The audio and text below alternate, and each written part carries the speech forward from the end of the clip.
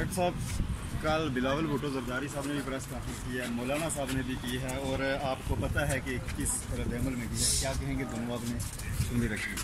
देखिए, ये जितनी भी प्रेस कॉन्फ्रेंस हो रही हैं, इनके पीछे एक इल्तिजा है, एक दरख्वास्त है, हामिद पीर साहब ने भी बता दिया है, एक व्हाट्सएप है और कोशिशें हैं और काविशें हैं, और वो ये है, इसको कहा जा सकता है ये मनी लॉन्ड्रिंग से बचाव मुहिम है।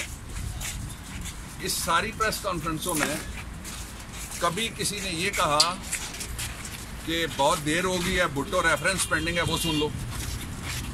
कभी किसी ने ये कहा कि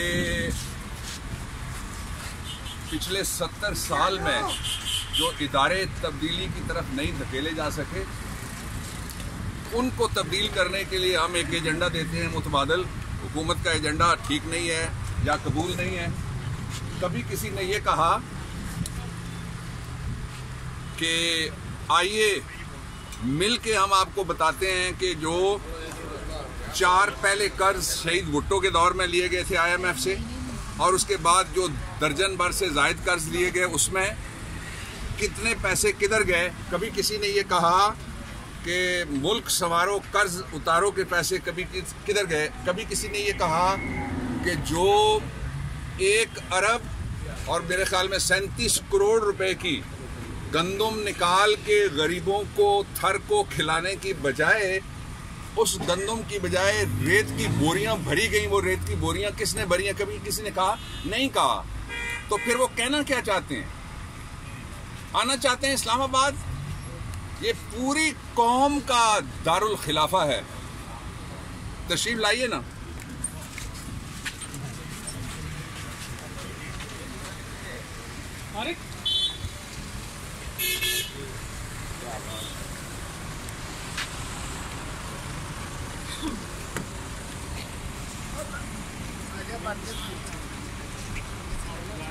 Thank you, gentlemen and ladies.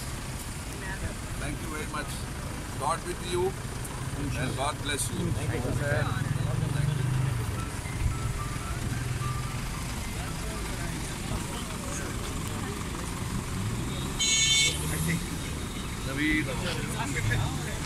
Thank you.